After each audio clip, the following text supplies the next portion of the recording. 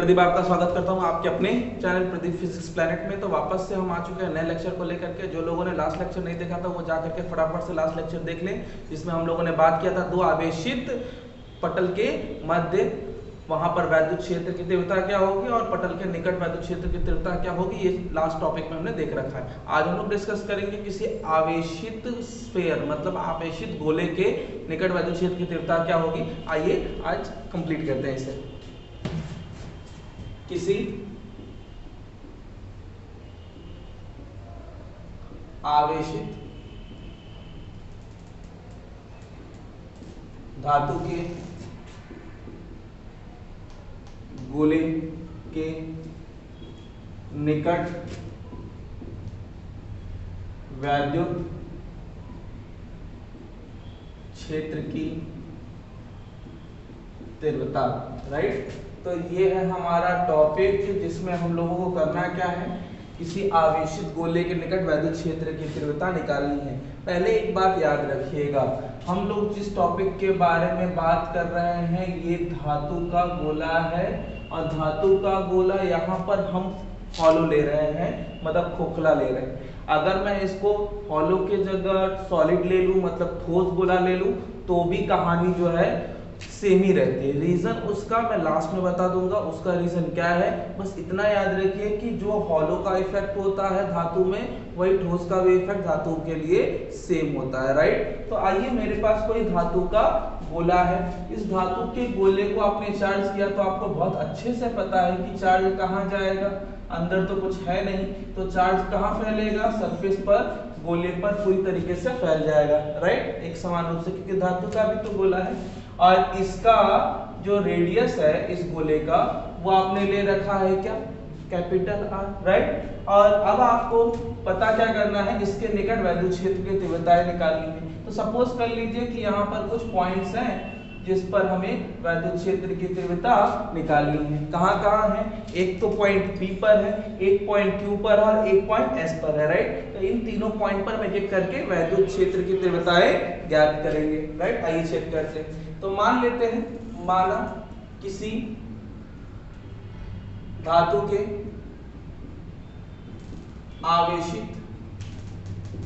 आवेशित गोले के निकट वैद्युत क्षेत्र की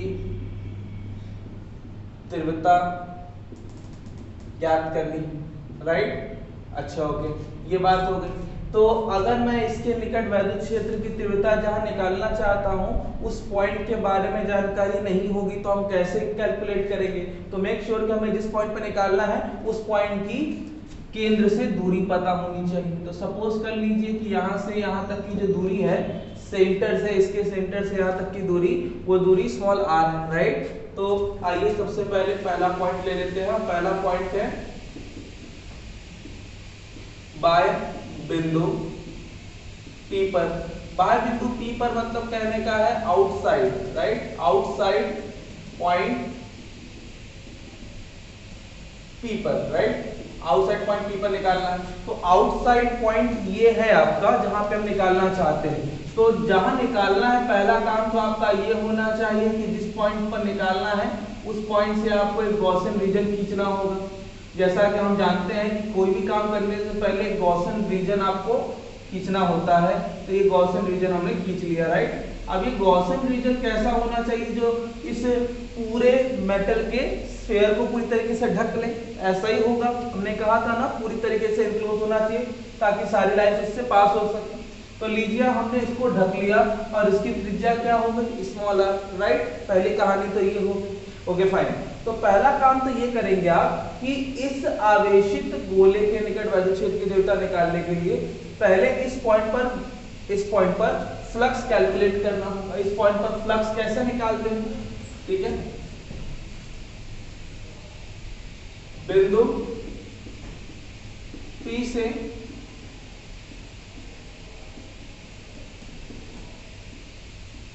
परिबद्ध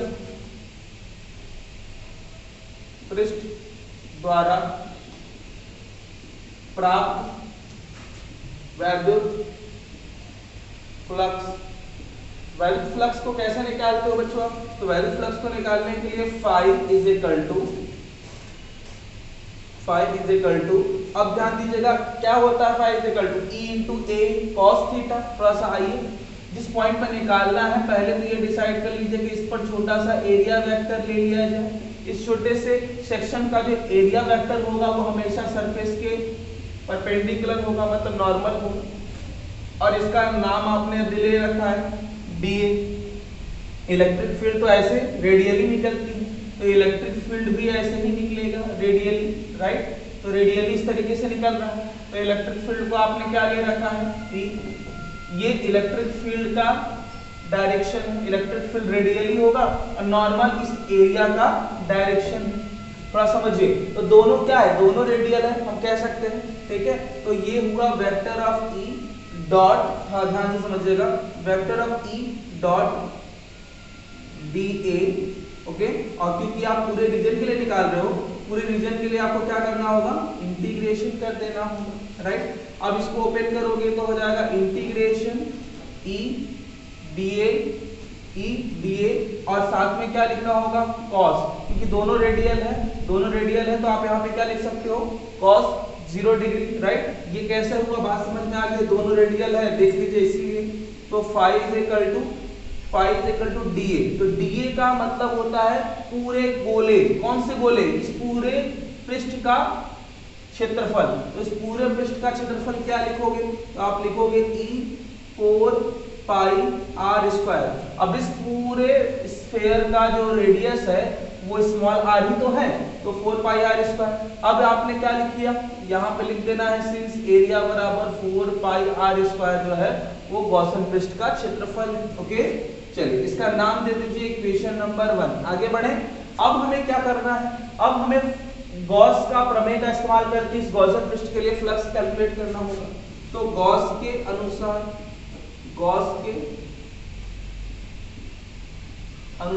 तो गॉस बाबा क्या बताते हैं, याद है ना, गॉस बताते हैं कि Q बाई एप्सिलॉन नॉट होना चाहिए, मतलब कि अगर फ्लक्स है तो वो परिबद्ध आवेश होगा तभी फ्लक्स होगा। यहाँ पे जो रीजन है इसके अंदर तो ये आवेश आ गया, और ये आवेश फैला किस पर है, पूरे सरफेस पर फैला है। तो पूरे सरफेस का हमें क्या चाहिए, टोटल चार्ज की वैल्यू, लेकिन उसके लिए सरफेस पर आवेश का वितरण याद होगा आपको। तो आपको बहुत अच्छे से याद होगा अगर सरफेस पर आवेश का वितरण क्या होता है, सरफेस पर आवेश का वितरण sigma is equal to Q by A से हम घनत्व ज्ञात कर लेते हैं। तो यहाँ घनत्व अगर मान लेते हैं कि इस पृष्ठ का आवेश घनत्व सिग्मा है, तो Q की वैल्यू नहीं निकाल लेंगे आप, आराम से निकाल लेंगे। और ये एरिया जो है इसी पृष्ठ का जिस पर आवेश फैला हुआ है, राइट? तो यहाँ से आपने लिख देना है सिग्मा इंटू ए बटे में एप्सिलॉन नॉट। ये कहाँ से आया, ये यहाँ से हमने Q को रिप्लेस कर लिया। अब सिग्मा ए, और सिग्मा ए में ए क्या है, 4 पाई, जिस पर आवेश है, और आवेश किस पर, कैपिटल आर त्रिज्या वाले गोले पर है, तो 4 पाई आर स्क्वायर बटे में क्या लिखेंगे, एप्सिलॉन नॉट। क्या कुछ कटने वाला है क्या यहाँ पर, हाँ बिल्कुल, देख लेते हैं, अगर कुछ कटने लायक होगा तो लिख दिया जाए। तो यहाँ पर हो जाएगा सिग्मा 4 पाई आर स्क्वायर बटे में एप्सिलॉन नॉट। इक्वेशन नंबर 2 दे दिया जाए, ओके। इक्वेशन नंबर 2, अब इक्वेशन नंबर 2 भी हो गया, इक्वेशन नंबर 1 भी हो गया। समीकरण 1 और समीकरण 2 दोनों को इक्विवेलेंट कर दीजिए, समीकरण 1 व समीकरण 2 से। तो ये हो जाएगा E into 4 pi r square is equal to, यहाँ पे हो गया sigma 4 pi r square upon epsilon not. क्या कैंसिल हो रहा है, 4 पाई कैंसिल हो जाएगा, E इज इक्वल टू हो जाएगा sigma upon epsilon not r square by small r square. आपको पता है इसमें कि कैपिटल आर स्क्वायर रेडियस है इस गोले का, स्मॉल आर जो है वो यहाँ से गॉसन पृष्ठ की रेडियस है, सिग्मा तो डेंसिटी या आवेश घनत्व है, इसको क्या कहते हैं, आवेश घनत्व है, राइट? आवेश घनत्व, कौन सा आवेश घनत्व, पृष्ठीय आवेश घनत्व है। और एप्सिलॉन नॉट को तो आप पहचानते हैं, 8.85 into 10 to the power -12। तो यहाँ पर ये तीनों चीजें कांस्टेंट है और ये डिपेंड किस पर करता है, आर स्क्वायर पर डिपेंड करता है, मतलब बाहर जो वैद्युत क्षेत्र है वो जितना दूर जाएंगे उतना वैद्युत क्षेत्र डिक्रीज होगा। ये बात हमको इससे समझ आ रही है, समझ में आ गई आपको बात? तो ये बातें क्लियर है। अब हम आगे बढ़े, आप थोड़ा समझे कि अगर सिग्मा के जगह पे हमें सिग्मा की वैल्यू ना दी जाए तो क्या करें? तो ऐसे केस में सिग्मा को आप रिप्लेस कर लीजिए ना इससे, sigma is equal to Q by A है, तो क्यू बाई ए को हम चाहें तो क्या लिख सकते हैं? तो देखिए since sigma is equal to Q by 4 pi capital R, क्योंकि ये आवेश किस पर फैला? इस पर, तो यहां से आप चाहो तो इसमें रिप्लेस करके लिख सकते हो q by epsilon naught 4 pi r square into r square by small r square, ये तो कैंसिल हो गया, तो यहाँ पर 1/4 pi epsilon naught q by r square. ये आपको याद आया? ये फॉर्मूले पर क्वेश्चन दे रखा है, ये कॉन्सेप्ट तो आपको पता होना ही चाहिए, इसके आधार पर क्वेश्चन दे रखा है जो कि आपको करना है, राइट? तो ये याद रखेंगे कि इस पर एनसीईआरटी का क्वेश्चन हमें लगाना है। आगे देखते हैं कि हम अगर P के जगह पे अब Q पर निकालें तो क्या होगा, आइए चेक करते हैं कि सेकंड पॉइंट, पृष्ठ बिंदु पर, पृष्ठ बिंदु पर, तो पृष्ठ बिंदु का मतलब क्या?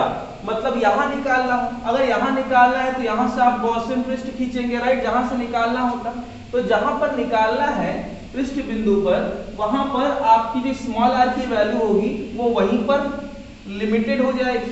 तो पृष्ठ बिंदु का नाम क्या है? पृष्ठ बिंदु का नाम रख लीजिएगा, पृष्ठ बिंदु का नाम क्यू है, ओके? क्यू पर जहां पर निकालना है वहां पर अगर r देखोगे तो ये r एग्जैक्टली इस रेडियस के बराबर हो गया, मतलब इस केस में स्मॉल r की वैल्यू कैपिटल R के बराबर होगी, राइट? और जब ये यहाँ r था तो उस समय स्मॉल r बड़ा था किससे? कैपिटल R से।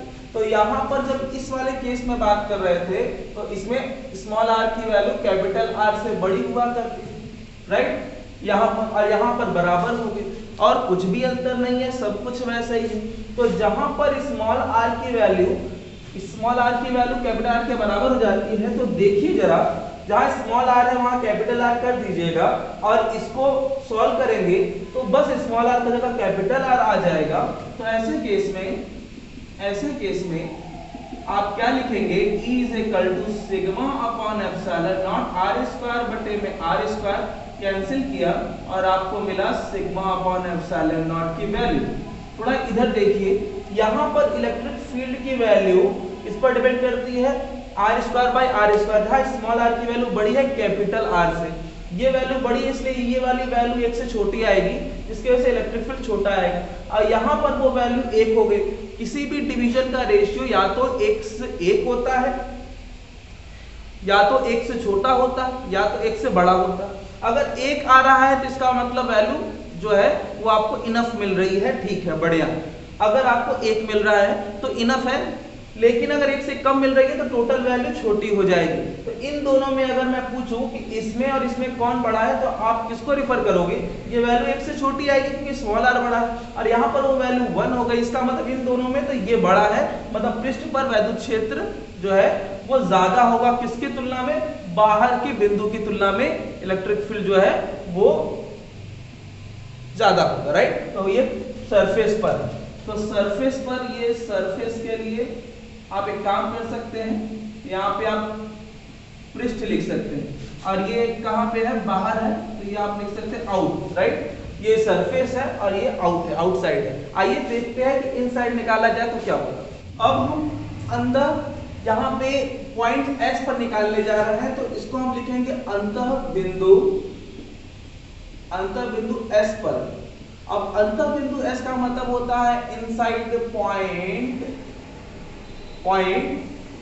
S, okay? तो आइए निकालते हैं। जहां पर निकालना हो मेक श्योर कि वहां पर आपको पहले गॉसियन रीजन खींचना होगा। लीजिए गॉसियन रीजन मतलब गॉसियन पृष्ठ खींच दिया।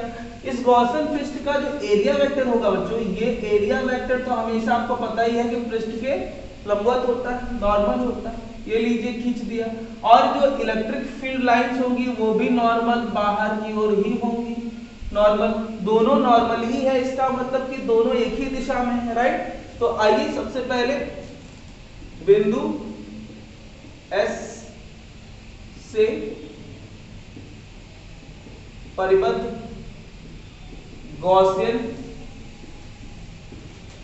पृष्ठ द्वारा वैद्युत फ्लक्स निकालें। तो वैद्युत फ्लक्स क्या होगा, तो वैद्युत flux phi is equal to integration for E dA, दोनों वेक्टर। इसको ओपन करेंगे, देखो इसको करना पड़ रहा है लेकिन सेकंड वाला हमने नहीं किया था क्योंकि वो जस्ट सिमिलर था उसमें, लेकिन यहाँ पर ये अंदर आ गया, इसका मतलब ये सिमिलर नहीं है, थोड़ा डिफरेंट है, इसलिए मुझे करना पड़ रहा है। ओके, तो ये हो जाएगा E dA cos 0 degree, right. तो यहाँ से phi इज इक्वल टू मिलेगा E dA में E 4 pi small r square. यहाँ बता दीजिए कि A जो है वो क्या है, 4 पाई r स्क्वायर गॉसियन पृष्ठ का एरिया है, राइट।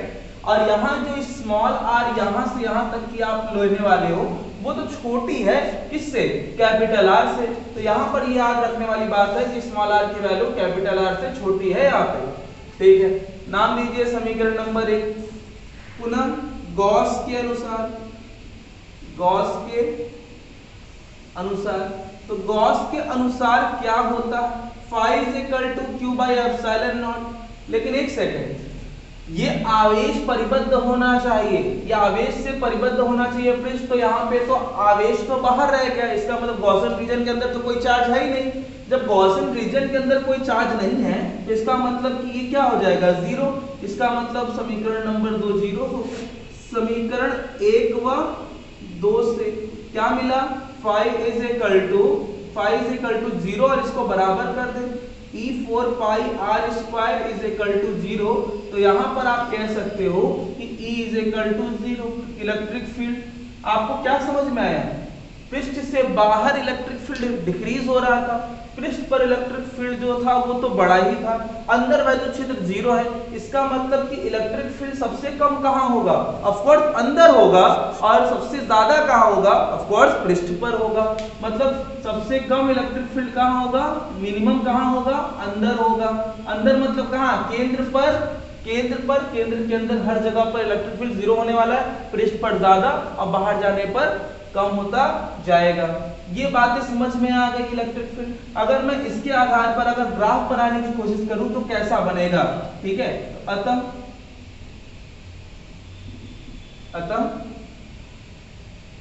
वैद्युत क्षेत्र E तथा दूरी r के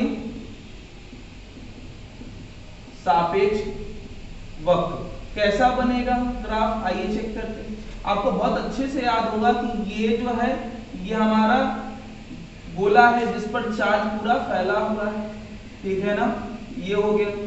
अब ऐसे केस में ये दूरी है r और ये इसका रेडियस है कैपिटल R। सेंटर पर इलेक्ट्रिक फील्ड कितना होता है, ये सेंटर पर इलेक्ट्रिक फील्ड 0 होता है, और 0 ही था जैसे जैसे आप आगे बढ़े, क्योंकि अंदर इलेक्ट्रिक फील्ड तो था ही नहीं, अंदर से इलेक्ट्रिक फील्ड 0 है।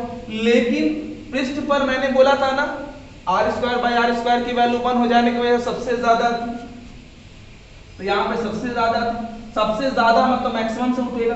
अब फिर उसके बाद ये डिक्रीज होता गया, डिक्रीज। अब किसके आधार पर डिक्रीज हो रहा था, E proportional to r square के नियम के आधार पर हो रहा था। तो ये उसी ग्राफ को फॉलो करता हुआ आगे बढ़ेगा। तो यहाँ पर E की वैल्यू मैक्सिमम थी, इसके अंदर E की वैल्यू 0 थी, और इसके आगे E की वैल्यू r स्क्वायर के सापेक्ष जो है घट रही है। तो ये है इसका ग्राफ। याद रखिए पहले लाइन जो है वो x अक्ष पर सटी हुई थी, फिर अचानक मैक्सिमम से डिक्रीज होना स्टार्ट कर गई। तो ये ग्राफ आप याद रखेंगे। इस तरीके से हमने इस टॉपिक को समझा।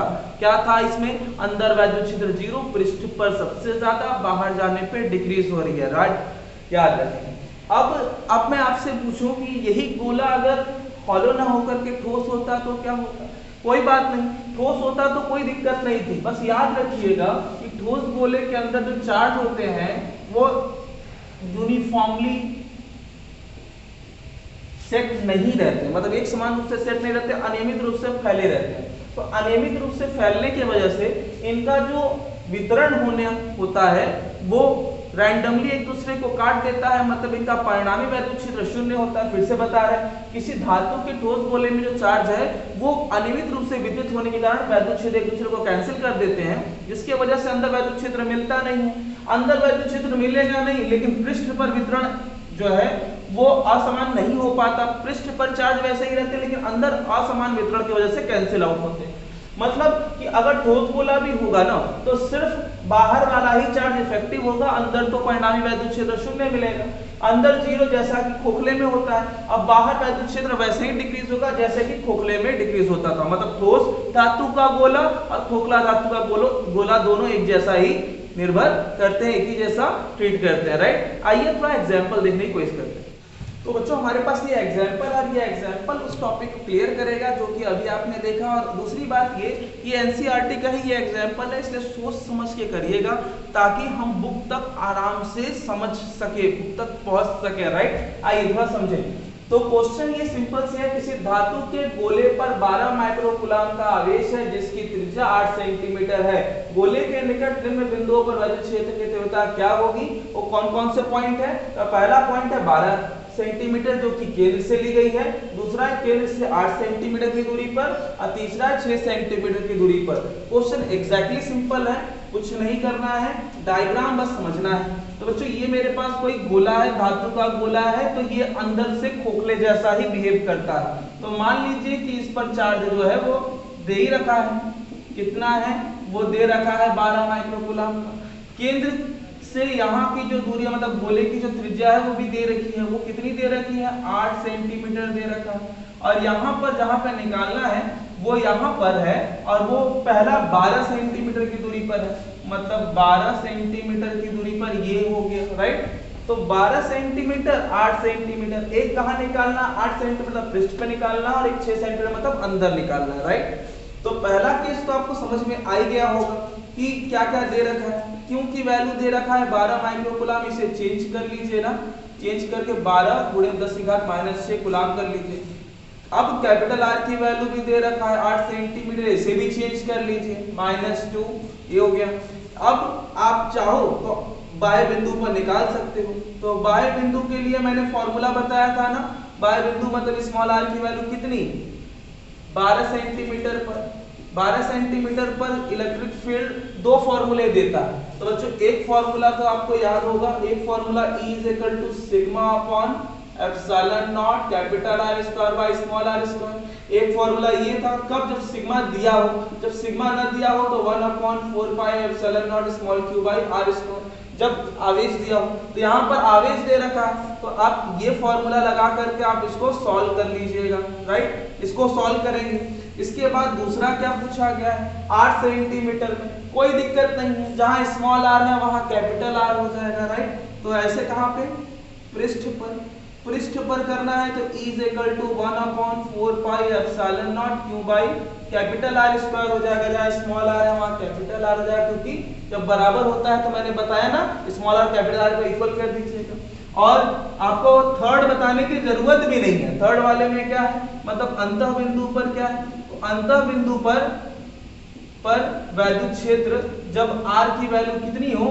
6 सेंटीमीटर पर।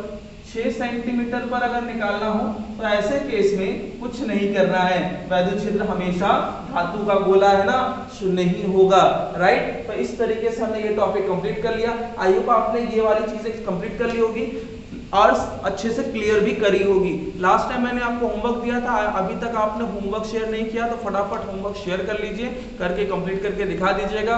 और उसमें ये क्वेश्चन है उसको भी ट्राई करिएगा, उसमें वैल्यूज थोड़ी सी डिफरेंट है, करके आप मुझसे शेयर करेंगे। तब तक के लिए अपना ख्याल रखिए, जय हिंद।